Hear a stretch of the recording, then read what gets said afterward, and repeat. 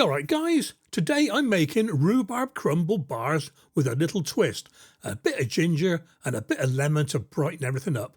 They're simple and zesty and honestly they are delicious. So to make these we're going to need some rhubarb, well who'd have guessed some caster sugar, ground ginger and a lemon, and that's for the filling, and for the base and the crumble we'll need some plain flour, rolled oats, butter, soft light brown sugar and a pinch of salt. And as usual, the ingredients will be on the screen as we go along, and the full recipe is at the end of the video. Let's get cooking. First up then, trim your rhubarb stalks, give them a good washing, and cut them into about 1 centimetre pieces. That's ½ inch in old money. This lot here is freshly picked from my allotment, and the variety is Victoria. A very nice rhubarb actually.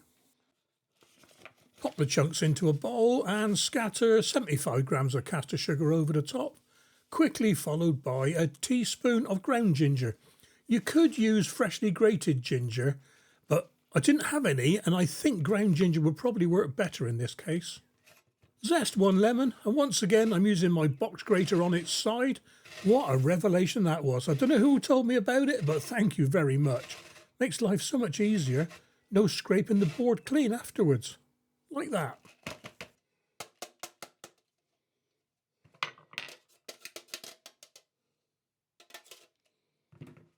Extract the juice from the zested lemon by whatever method you see fit. I love that juicer. I'll tell you what, I'll put a link in the description down below for you. So handy. It's got a small middle for lemons and a big middle for oranges. Add 2 tablespoons of the lemon juice to your mix. Give it all a good stirring and set it aside for 10 minutes. This pulls some of the moisture out of the rhubarb and gets all those lovely flavours infused. Tip the mix into a pan over a gentle heat and sweat the rhubarb down for about 8 or 10 minutes. We want it just to start going soft. And don't forget all that lovely flavoured sugar, get it in there. And while the rhubarb's cooking, it's time to make the topping and the base. 200 grams of plain flour, and we're going to weigh out 100 grams of rolled oats now. We've got the scales out, we may as well do it now. We're not going to use them just yet. Keep an eye on the rhubarb, give it a stir now and again. We don't want any sugar sticking to the bottom. And we also need 120 grams of light soft brown sugar. When you're happy that the rhubarb is cooking, stick a lid on it. We need 150 grams of cold butter, cut into small pieces and added to the flour.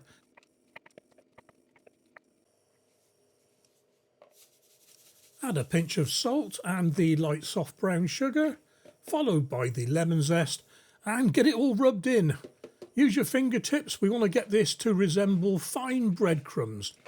Well, I say fine breadcrumbs. We want a bit of a mix really, some fine, some coarse, maybe some little bits of butter still there. It doesn't really matter. Need to work pretty quick. You don't want the butter to get warm if you can help it. Something like this. We're getting there, look. All different sizes. That'll do nicely, sir.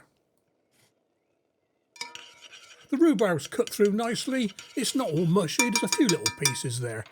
Take it off the heat and let it cool totally. And pop your crumble mix into the fridge to cool down. About 20 minutes, half an hour. Get your oven on, preheating to 180 Celsius, and line a square baking tray. It doesn't have to be square. Line a baking tray with parchment paper. I used an 8x8 square tray for this, and pour in about half of the crumble mix. Spread it over evenly and then press it down. We want to compress this a little bit. I didn't have anything square handy, so I used the butter. There we are. Perfect tool.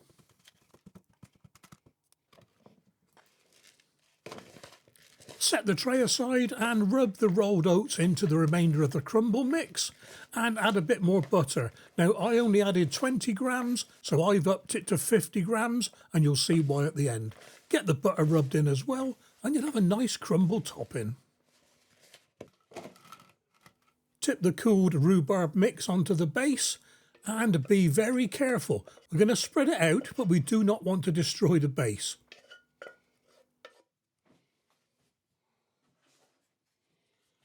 Just push it around gently with the spatula. I did miss a few corners if you'll notice. It doesn't matter, it all adds to the creativity of cooking. On with the crumble topping. Spread it around and do not firm this down either, just leave it all crumbly.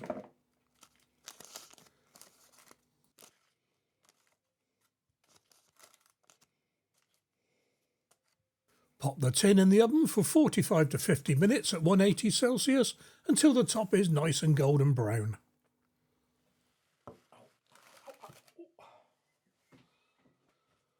Now the next bit is a matter of personal preference. You can either let it cool down before you cut it up, or you can do it while it's still warm. I did it warm because you can't judge a base by its cover. And to be honest, it's easier. If the base is crispy and you do it when it's cold, you'll end up with irregular shapes. So I did it into 9 squares. You can make it into fingers if you want. I'm using a pastry cutter and just pressing down gently.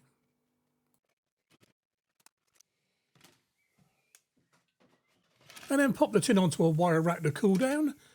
Don't even think about eating these hot. The crumble and the base may be cold, but that rhubarb is lethal inside.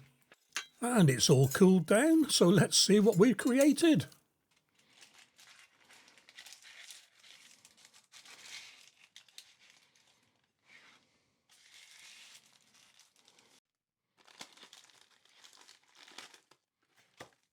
All right then, guys. You know what I've got to do now. Here we go then.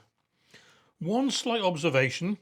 Could have done with a little bit more butter in the actual crumble topping, but hey, we'll see. But the base is perfect. Here we go